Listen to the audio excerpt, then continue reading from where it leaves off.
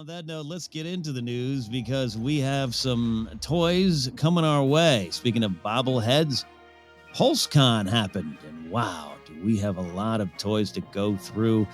This was, of course, Hasbro Pulsecon. I'll be honest, I hadn't really heard of it before. I'm sure it existed, and I'm sure we've even talked about it in the news before. But I don't know, just maybe because I'm home, focused a little bit more. Pulsecon. Okay, here we go. Let's go to Pulsecon. Have you heard of Pulsecon, Joseph? Did I just sleep on this and miss it completely, even though we've talked about it? I think I did know about Pulsecon, but it can be so hard to keep track of because Hasbro does a great job of they hold a lot back for Pulsecon, but then usually there's some stuff at San Diego, and then there's some stuff at New York Comic Con, and I think D23. So I think I just get focused on when are the toys going to be, and when can I buy them? Yeah, and again, I'm sure you could find ForceCenter clips of me going in here at PulseCon. I'm totally sure of it. But I was just like, all right, what a year. This has slipped my mind. But let's dive in. A lot to talk about here. I'm just going to kind of run through it here, and we'll stop and talk along the way here. First one, I think the big one is Hasbro HasLab crowdfunded the vintage Razor Crest. This is like they did with the Jabba's Sail Barge. Crowdfunded this big giant behemoth of a toy. This one, of course, a little bit smaller than the sail barge, but it is for 3 3/4 scale collectors. Cost. Let me check my notes. $349.99. It was a 100% funded. Joseph, you can get this now. It's out there, or will be one day. What do you think about that? It funded so fast, which is so great. I'm so very tempted. This is, man, I really like this idea of, we'll make something crazy if you prove that there is an actual audience for it. You know, I would be very curious to see them do some other stuff like it, even more like this. I know they're been doing a lot of stuff like this, but I love this, and it makes perfect sense that they would go for the Mandalorian, because that is, the Mandalorian itself is so built on the history of the toys the vintage line is being vintage about. So, man, there's a part of me that is, I'm glad that you have to pay $350 to get the thing. And it comes with the Mando action figure, and it's got a soft cape, and it's unique. Soft goods cape. Great. There's a part of me that's like, can I just pay $50 for just the box? Which I know is not how it works, but I'm partially excited. I would love to have that thing and fly it around and have that unique Mando, and put Baby Yoda, put the child in the cockpit. Oh, great stuff. But there's also that part where it's just like, I just like seeing the vintage packaging for new things. Yes, the vintage. Yes, yeah. I know exactly what you're saying. It is like meeting a friend again for the first time. I don't know if that makes sense. No, it does, exactly. Yeah, that packaging, the old Kenner kind of vintage packaging, it does something. It really kind of connects to something in the inner child in you, and it gets me happy. It's just happy. Would you want? Maybe this exists. I should search. Probably like on Etsy more than anything. Would you want to hang a series of framed covers of Kenner classic figures and box and toys? Oh, yes, I absolutely would. My God. Right? Yes. This came into my mind because I've been doing those brick building sessions on Twitch where I usually, build some Star Wars Lego sets. And I've been, because it's me, not wanting to just throw the boxes away. So I'll cut the front of the boxes out. And some of the Lego sets, they're really, photography is just really fun and exciting and dynamic, and the toy looks great. And I've thought, do I just hang these up? I just do that? It might be a bit indication of a bigger problem, but yeah, right. Like that Y-wing, a framed Y-wing box cover. Oh yeah. Because I mean, we've talked about them a little bit when we've been doing like Star Wars Ranked about figures and things like that. There's the actual nostalgia. There's the aesthetic of the artwork, and then there's just the like, what's going on? When you've got like Lando greeting a snowspeeder or something. Like, why? Just because they're just like, you can make up stories with these kids. So the ones that have got the kind of weird narrative are like, how would that happen? I love those. I think the classic Kenner Y-wing, I could be mistaken. I could probably just look it up, but I think Akbar was on it. Oh yeah. which kind of there's almost because I think Radis is in one of the Y-wing Lego sets. We got a Mon Calamari leader, put him with a Y-wing. So get that fish in a ship. That's not our news story, but Joseph and I just discovered art we want to hang in our houses. Love that there. We'll update you on when you can all spend your allowance money on the vintage Razor Crest. We've got Black Series 6-inch editions, a lot of them. We also got some 3 3/4 on the way here, but let's talk about the Black Series ones here. They got those 50, was the 50 Lucasfilm limited figures with the different packaging. We have less there. We have Commander Cody, Thrawn, Hoth Han Solo, Hoth Luke Skywalker. Good series there, but Joseph, the main event here. I want to go right to it here. 6-inch, the classic kind of the new line here, Black Series, with some great new packaging. I love the color, little fonts and everything on a little bit different. We get Incinerator Trooper. We have Phase 1 Clone Trooper for all you Attack of the Clone fans. We have Return of the Jedi Boba Fett. And then I just think this is a trifecta here. We have Dark Side Vision Rey, the Armorer, and Jar Jar Binks. Wow. My heart be still. I want the Jar Jar. I want the Armorer. And yeah, that Dark Vision Rey looks damn cool. Joseph, what say you? What do you want to hang on your wall? Oh, these are all great, and I try to keep my collection to the 3 3/4. I do have some Black Series when there's just the character's not available anywhere else, or just really want to celebrate something. And damn it, this is breaking me. I need a lot of these for sure. Jar Jar Binks, and you know what? They're really doing a great job, not just on the figures, but the accessories. The accessories have always been a big part of the toy game.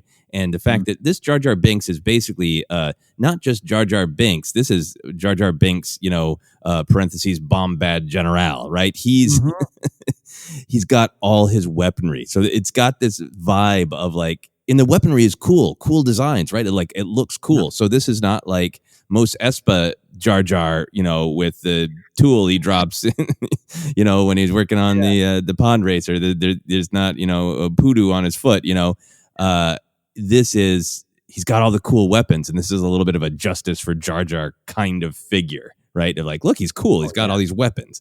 So that I love. In the Dark Side Vision Rey absolutely going to buy that because I just really, really want more from Rise of Skywalker.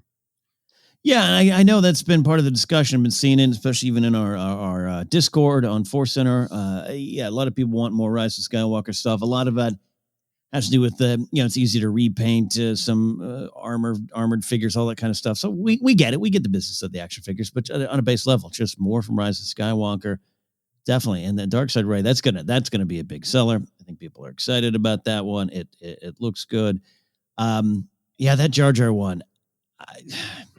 It's just the packaging. And a lot of some of these are supposed to be like convention exclusives. In fact, the other one, the Armorer, the packaging, it's different than the classic, the normal, peg hanging Black Series boxes and packages. I mean, this one, it's ready for display, and she's, working on a hat or working on a Mandalorian helmet. Mid Armorer. So this one too, I love the character. I've been watching Mandalorian again this week, and just her ass kicking scene. She's got some great philosophy, some great insights, some great stuff. When she just starts whacking stormtroopers in the face with a hammer, I'm like, this is it. This is good stuff. I haven't been collecting as much lately, Joseph. I think I have to get these 3 figures. Yeah. I know the Armor is an exclusive, so she might take a little bit more work. But yeah, one of my favorite characters from The Mandalorian. And again, killing it with that accessory game. I love that she comes with helmet whacking tools and a helmet to whack. Yeah, we all need a helmet to whack. I have so many Boba Fetts, and honestly, I think just about every Boba Fett ever made is pretty good because Boba Fett just looks cool. Even their original, Kenner looks cool. I love that this one comes with a severed blaster, and there's a part of me that wants to buy him just to put him out with this severed blaster. I mean, this is how they get you. You'll pay upwards of maybe $30 if you want to track this down someplace to get that severed blaster. Yep. They got me. Wise. I don't encourage it. If y'all could steal the severed blaster and sell them on eBay, I mean, you'd make a killing. I don't condone that. Do not do that. Do not do that. And you talked offline, Joseph. I want to make sure you bring this up here because like I said, I have stopped collecting out of just room, allowance money issues. It's just time for me to put them aside and maybe even get rid of some of mine. I'm kind of in that weird phase. I got to support Jar Jar, man. I've got to support dollar votes. Yeah, I think that is a big part of this, and there was such a positive reaction on social media to Jar Jar, as well as to, like, I think in general the Black Series and I think really all the figures that are coming out right now tend toward the cool and the badass and the fighter, and so that they've positioned Jar Jar that way is cool. But it is also, just like you were just saying, it's a vote for, we want to see more characters like this, and there's a lot of prequel love going on in this wave of releases. So it's just good to vote for what you want to see more of. And I would like to see more of the weirdos and the characters that we need to re-examine, like Jar Jar. Absolutely. Give me a 6-inch Boston Nass or a Handmaiden set, all those kind of things. Let's celebrate Phantom Menace. So good stuff there. We'll update you on if we're able to track some of these down. We also got the holiday figure line. I don't want these at all, except for I might have to get them. Here's why. We got Clone Trooper, Range Trooper, Sith Trooper, Stormtrooper, Snow Trooper, all repainted in beautiful festive holiday colors. But here's the thing. They all come. You talk about accessory game strong, Joseph. Most of these come with a little holiday scarf wearing Porg. And one, I think it's the Range Trooper or Sith Trooper, comes with Dio, holiday Dio.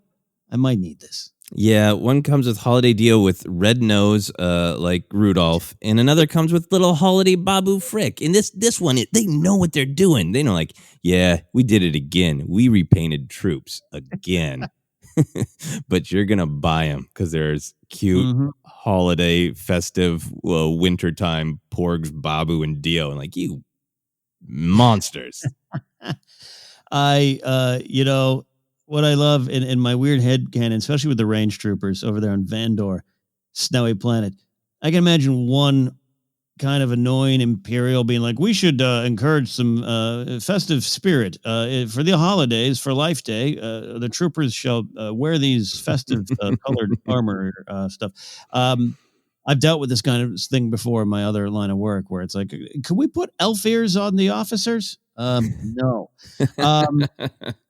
So I can get behind buying these figures and just have them as seasonal deployed stormtroopers. The Porgs with the scarf. Come on, what are you doing? Yeah, that's the one that breaks me. I like the humor of it. I like that. Let's have fun. I particularly like the troopers that look like their armor has been printed with Star Wars holiday sweater artwork. That's awesome. If I was gonna get one, which I'm on the fence, I think it would be the Snow Trooper.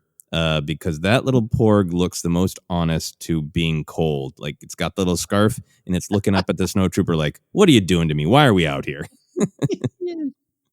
Oh, the weather outside is weather. Get the holiday figures.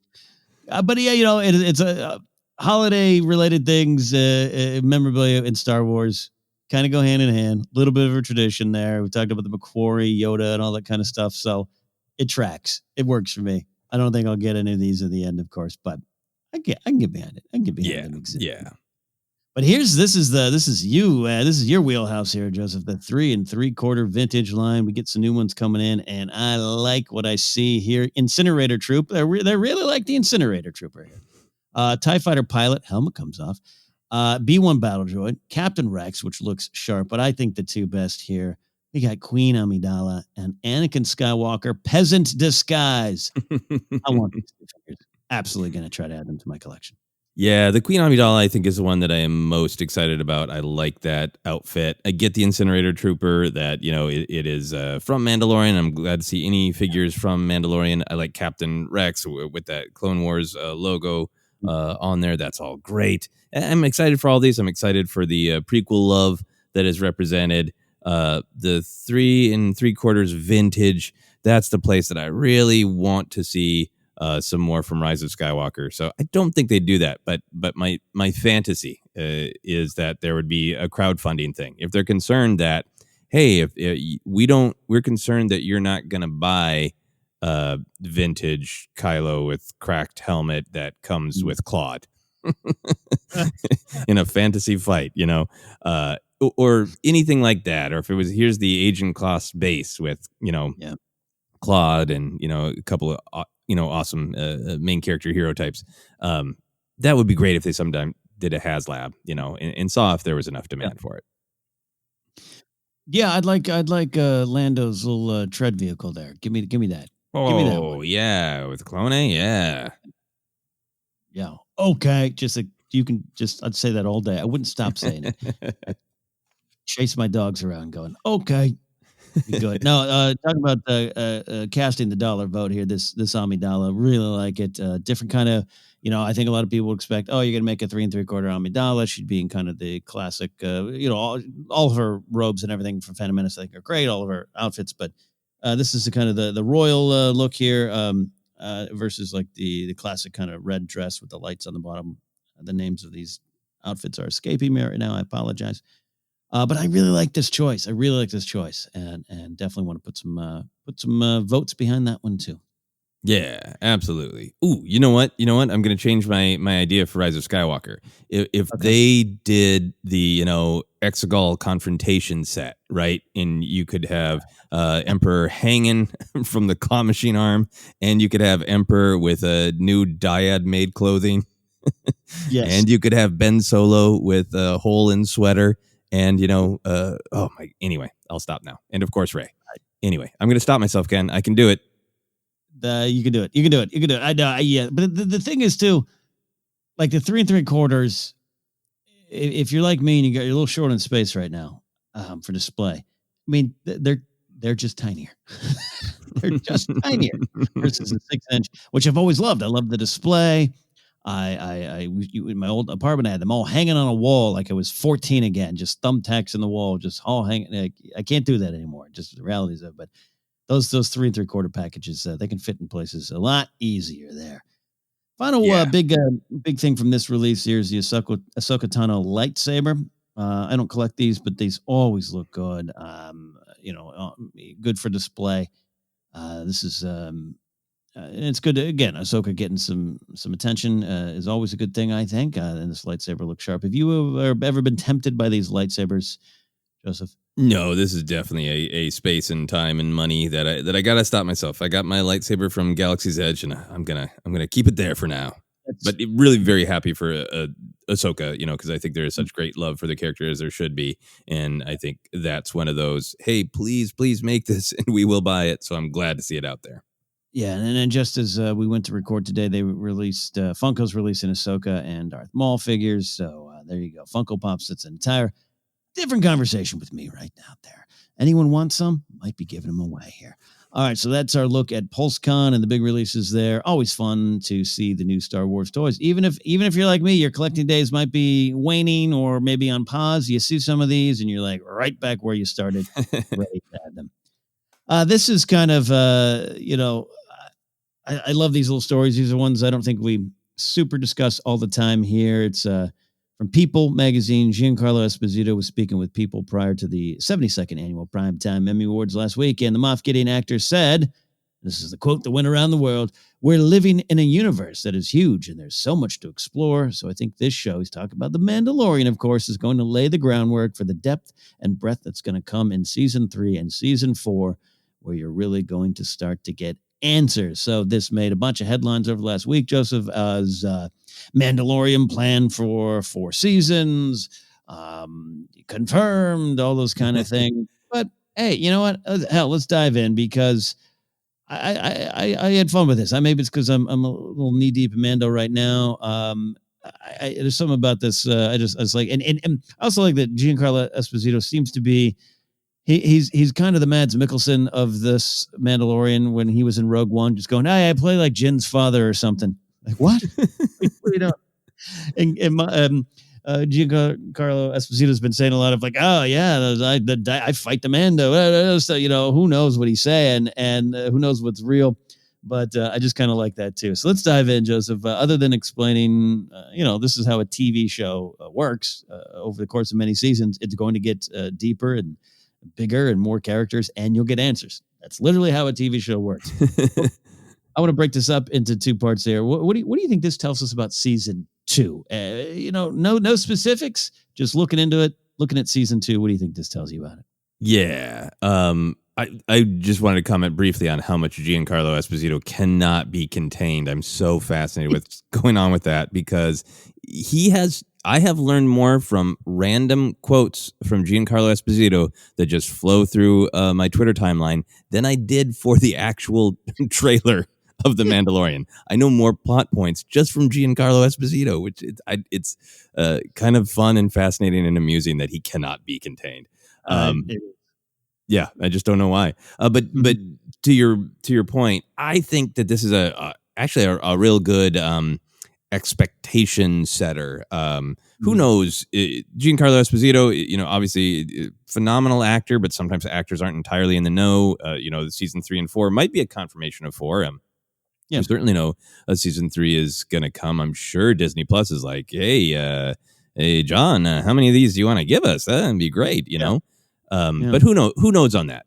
What I think is interesting is we're going to get more answers because I think that gives me the expectation that season 2 of Mandalorian is going to be a lot like season 1 in terms of plot, in information about big picture stuff.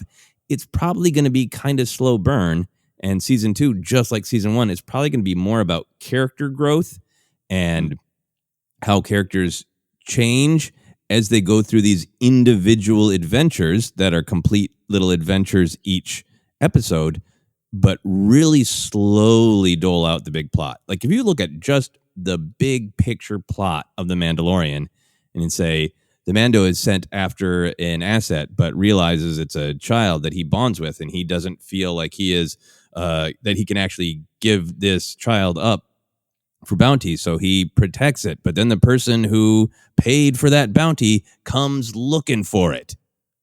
That's basically the plot, and that's an hour of television in one kind of storytelling. But that's not the kind of storytelling that The Mandalorian has been doing. It's slow burn, where there are interesting events, there's fun action, but in terms of really moving the big plot forward, it doesn't move the big plot forward super fast. It takes time with the characters. And to me, that's what I got out of this is like, oh, it's not going to have its foot on the gas in terms of big picture plot. It's going to be individual adventures where we learn a lot about the characters. Yeah, it was nice. This is why I kind of want to dive into it a little bit. It was nice for me to hear and to take from this because I can already see myself. This is looking in the mirror, 100% in the mirror, going, oh yeah, who is that character? Does that one character show up? Oh my gosh, and that could mean, and that could mean. I still think at the end of the day, this is going to be similar to season 1, and maybe not all just the side quest stuff. Episodes 4, 5, and 6 are real side questy too as well. I mean, that's actually a real big side quest with the mini boss there. It's a reminder to just not get caught up on what we're going to see in terms of characters and big revelations, but just concentrate on the Mando moving forward and the Mando, having his mission overall this season, get the baby back to the other mystic wizards.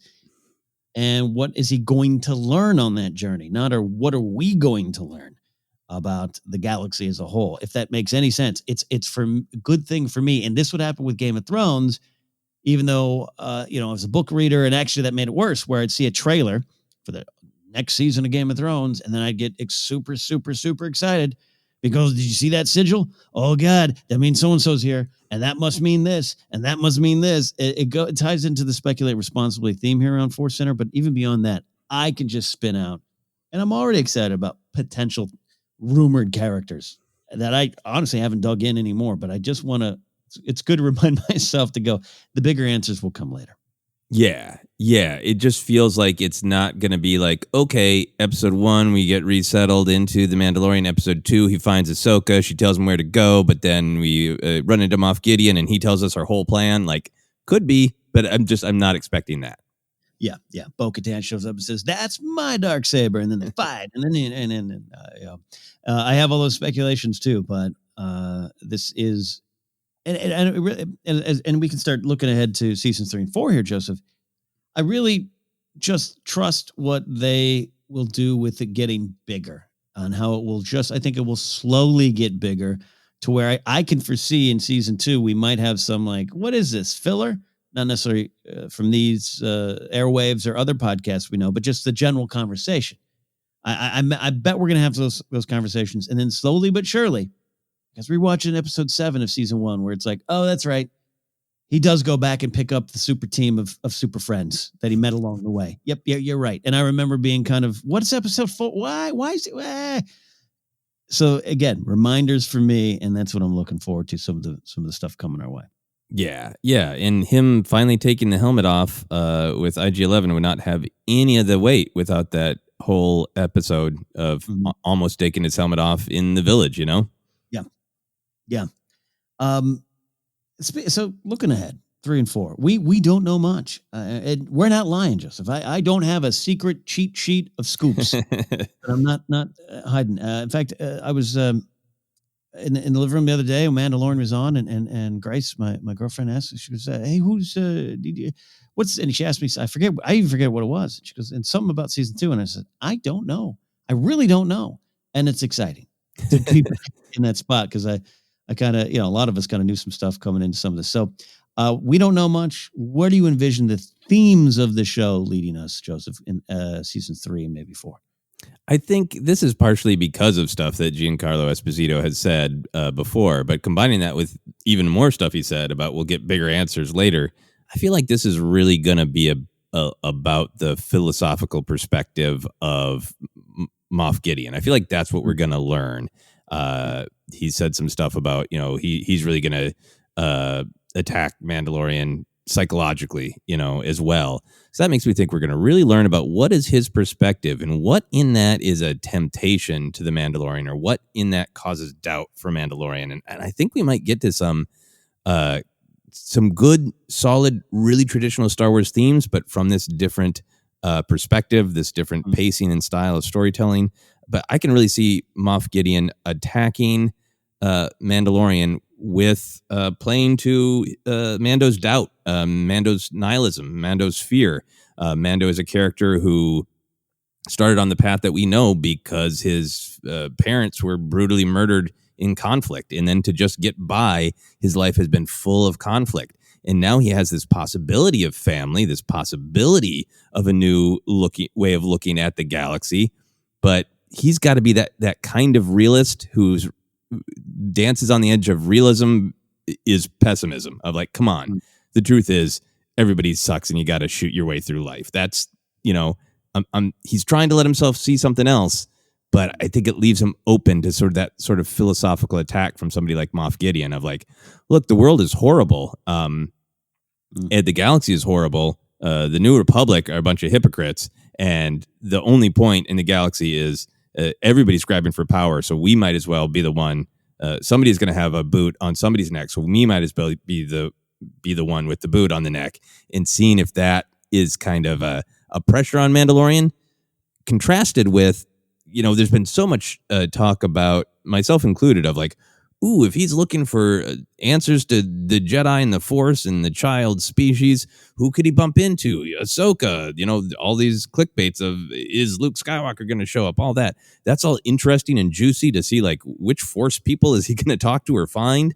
But I think this show is probably going to be more about how does encountering the philosophy of the Jedi and the light side of the Force challenge him? The light side of the Force and the Jedi at their best preach hope in the face of darkness. They preach that, yes, the path of light is complex and you're going to fail, but you got to go toward the light because it's the light. So it's interesting to me to think maybe Mando's journey is going to take him to a place of kind of choosing between the light and the dark in a really classic Star Wars way. Yeah, I was going to say, I know it's almost like it is a repeatable thing. Han Solo and Finn and all variations of that, but I still think that's always kind of Star Wars at the core. And we always talk about, if you veer too far from that, I don't know if it's as powerful. It can be as entertaining, but I don't know if it's as powerful. And I think we already see that in season 1, right? The identity, trauma, dealing with all those things, and where it takes you on in surprising places. The child existing in his life is it's works for me too on the parent level, the found family level. But you kind of touched upon it, is if he does discover some of these people with these skills, these philosophies, in the face of what he's being presented by Moff Gideon, what he's being presented by the galaxy, the realistic state of the galaxy stuff, and New Republic, what does that do to him? Does it push him farther into joining a cause, being part of creating his own cause? Maybe he is the cause, or maybe Yoda, the child, becomes the cause more than just uncovering the use. I mean, I want to know what Moff Gideon, wants to use the child for, and Dr. Persian, all that kind of stuff. I want those answers, but the theme behind it, it's interesting. The existence or potential existence of more Force-tuned, sensitive folks with deep-seated philosophies related to that, what that will do to him in the face of the galaxy as it is right now. That's interesting stuff to me. Yeah, and that's why I'm really interested in not only like, he, discovers these Jedi that we didn't know were alive. That's all exciting and that's great, and I think that's a possibility. But that's why I'm really interested in even the idea of Mando and the child ending up in a temple, and they're, really confronted by the philosophical ideas, not just the real straightforward, here's a list of Jedi who could possibly train the child. Like, that's great and interesting, but I think that more philosophical of, can the Mando embrace any of the ideas of the light side of the Force in his journey is really interesting to me. Yeah, because he did a lot of breaking from the past, and now what? Where do you go? Where do you join, or if you join at all? And that's going to be, and I'm looking for a lot of, each episode having the theme around that, these nice, beautiful little tone poems and cool Star Wars reveals. We're going to enjoy all of it. Exactly. Lots of punching and shooting and jetpacking too. Exactly. We need jetpacking. Speaking of jetpacking, that's not a transition at all. We've got a director change for Cassian Andor, but you got to read into a little bit here. It's not as dramatic as maybe you would want to make it. Tony Gilroy is out as a director due to COVID-19 related travel issues and concerns. He lives in New York. Get into UK for the shoot would be a problem. So he will remain on board as the executive producer and showrunner. We know the show's gone through some changes already. This is, it's not ideal, but in the state of the world, the very real world, it makes some sense. And Toby Haynes will take over for the first 3 episodes. Important to note, we don't know any other directors, and maybe Gilroy could come back for some as they shoot later. Production is supposed to start relatively soon. Productions are starting to get back to not normal, but get back and starting to exist again. So they're figuring it out. So the thing about Haynes, most known, I think, for the USS Callister episode of Black Mirror and the HBO movie Brexit. I think he's part of Utopia coming out soon too. So simple enough, Joseph. What do you think about this change, this needed change based on circumstance? And we can talk also about directors to come. Yeah, I think this is just what a breath of fresh air, no matter what you might think of any of the various director coming and going controversies that have been going on in Star Wars over the last few years. What a breath of fresh air that this is just, hey, it would be dangerous for me to fly away from my family. I'm still very much involved, but you know what? Hey, buddy, you go ahead and direct those. It's just so nice. That's like one of my main reactions when I saw this, like, oh boy, here we go. Is there like, oh my God, there's no problem. There's no problem. It's just a safety thing. And Tony Gilroy, you got to remember, Tony Gilroy started his career as a writer and he entered into directing, but like, there's no like, oh, Tony Gilroy isn't in control anymore. Like, he wrote all the Bourne movies and every film he's directed, I believe he has written. So he is somebody who is still has the reins as a writer and as a showrunner. So there's no like, oh, they shifted the concept, or, Tony Gilroy wasn't working out, so now he's being kind of put on the back bench. It's great that it's still the same creative direction, just a different director. Yeah, and I had the same reaction. I think a lot of people listening probably had the same reaction. You see the headlines, you think, here we go. Oh boy, we're gonna have to hear about this. No, it's some reality stuff. Haynes is based in the UK, makes some sense. I'm not super familiar with Black Mirror. I'm very aware of the show. I just never have watched it. Usually I'm playing video games. I apologize. Do you have experience with this show, Joseph?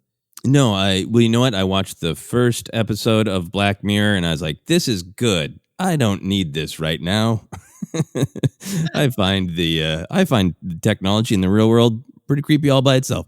But that's totally just a taste thing. I know Black Mirror is great, and I'm gonna watch some of the suggested episodes, including this one, which I've heard great things about. I have not personally seen any of Toby Haynes' work, but just from knowing what he worked on, Brexit is obviously a political thing. I think Utopia has some elements of horror and sci-fi from the little bit that I've heard. Obviously, his Black Mirror episode, which is a spin on Star Trek, it has got some the meeting place between horror and sci-fi. So political, science fiction, and horrific in a show that's about Cassian Andor having to do horrific things in the name of the rebellion sounds like a good choice to me.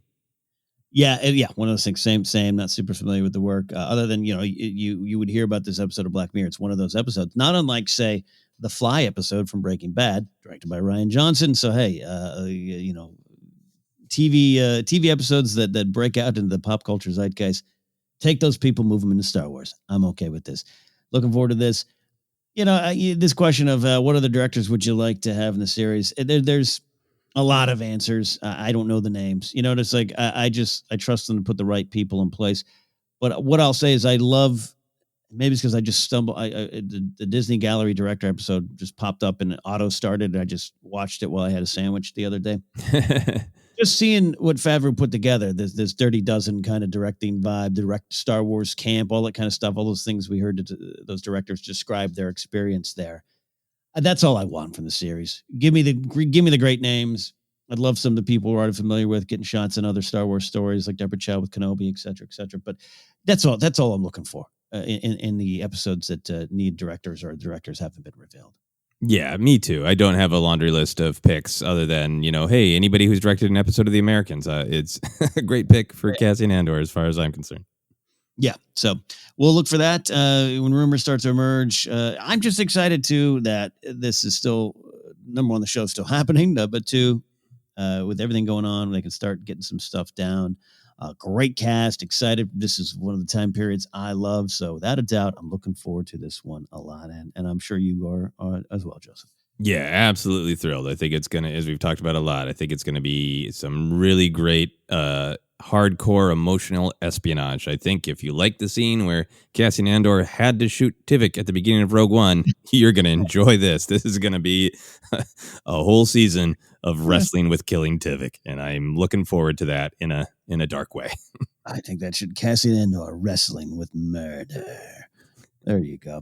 Final news story of the day. We've got High Republic lightsaber revealed. All right, so I clicked on it. I was like, okay, go, yeah. Let me look at the lightsaber from a novel. I'll probably have to envision this in my mind. And I got to tell you, this is a sneak peek from the forthcoming book, The Lightsaber Collection, with this great coffee table book coming out. And this is the lightsaber of High Republic era Jedi Master Stellan Gios. And it is an elegant weapon. And I was like, I want to discuss this with Joseph. Do you like the design? Favorite elements? Dive into this saber, Joseph. I think it is really great. Yeah, I really like it because I think it looks great for all the High Republic stuff, that it looks like lightsabers of the past, but in this more elegant, literally gilded age with all of the gold and being a lot more ornate. So it looks like it really does. The basic lightsaber just kind of looks like Qui-Gon's lightsaber, but fancy. It's got, the black with the large red button, so you don't miss the activation button that Qui-Gon for some reason has. The really press the red button. So I like that all by itself, and it matches all the High Republic stuff, which we can talk about.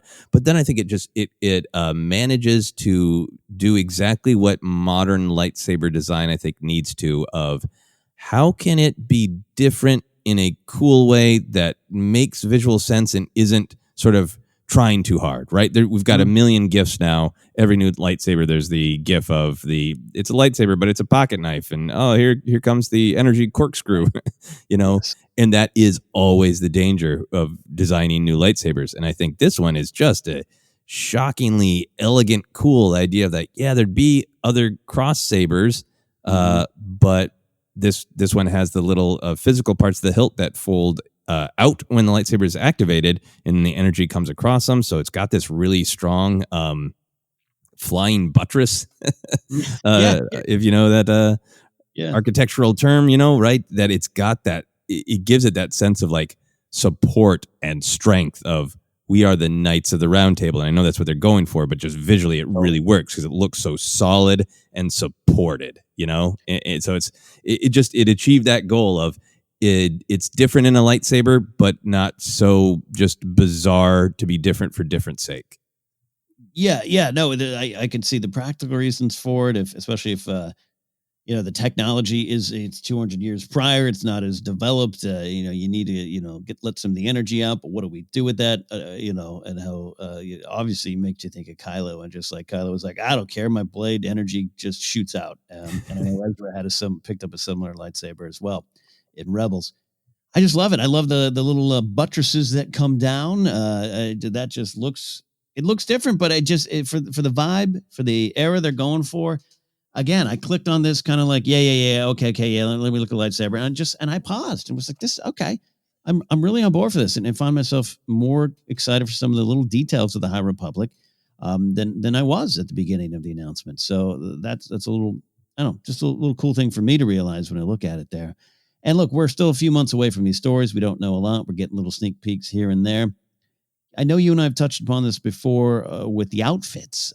We've seen the Jedi having a little bit more bedazzled on their outfits there. What do we, now that we've seen the blade, and the blade again, I can understand if the technology isn't as sleek yet. It's still good tech, but it's not fully formed, right? It's iPhone 3 versus iPhone 10. I get it. But what do you think about this in terms of the Jedi being a little, so we should say, more fashionable than we first met them in the original trilogy, and then definitely in the prequel trilogy? Yeah, I'm really interested to see where they're going to go with the storytelling. They've said that that is a part of the storytelling that, yeah, obviously just aesthetically it looks like, well, this is a heightened age where things are going well, and so the Jedi look regal and ornate.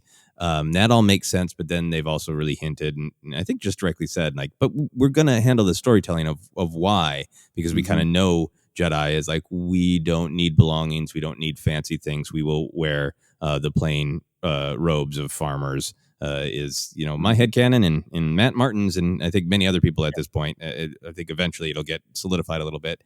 What the headcanon that I have right now, and I'm fascinated to see what they'll do, is they're just expanding in the Outer Rim. So they're used to the core worlds in the Inner Rim. And if it's a time where everything's working well with the Republic, maybe everybody kind of has nicer things. So this is a reflection of, we are the noble Jedi Knights. We help hold this all together. It's, for the most part, going well for everyone. And we can all express ourselves and our high intentions through lovely garments. And then as they get into, the Outer Rim and, more problems and more poverty, maybe that will be a part of the switch to, we can no longer look ostentatious. Yeah, no, I think I'm excited about that possibility. Again, we're in Wild Predictions headcanon territory of, you get off your Star Cruiser and it's a Jedi and a Padawan looking like they've just stepped out of a Paris runway fashion week, and you got not necessarily less developed worlds, but just some other worlds are kind of like, we're busy working hard. What are you doing? You want us to join the Republic? Nah, you fop dandy. No, I'm not joining you. I could see that popping up, and I want to see the one Jedi who's like sweatpants Jedi. Who's like, nah, guys, what if we just did this? Much more comfortable. Yeah. It does look like there's also like, there's the all their clothes are nicer, but there's also like kind of, hey, we are going to official presentations. There's almost like a Star Trek when they have the dress uniform, right? Yes. Element to it as well, that they're just such a great integrated part of this society, this galactic society that's overall doing pretty well. That makes it really interesting. Yeah, I like that. Yeah, all right. I don't want to lock myself into this is the answer. I want to see Yoda at the end of all this High Republic series. That's the last chapter. I want Yoda going, taking off kind of his fancier robes and going, plain I shall wear going forward. Also why I'm not writing a Star Wars story. Final bonus story. The John Powell did put on Instagram a deluxe edition of the solo A Star Wars Story soundtrack coming out, like 2 hours of kind of the actual score, the actual music for the movie. You know, you get kind of the soundtracky score version released at first, and then this is like the actual movie music and big deluxe edition. That's I think the solo score is underrated, and I'm excited about that too. And what do you feel, Joseph, about just hearing flying over and over? Oh, I love the solo soundtrack, and I am definitely I listen to the soundtrack fairly often, so I'm definitely going to get this new one. And I just really hope that Lulilo Primarch has his correct lower register voice. That's the only disappointment for the existing solo soundtrack, that he's got the high pitched voice. You're right. We need that. Hashtag Fat Weirdo's real voice.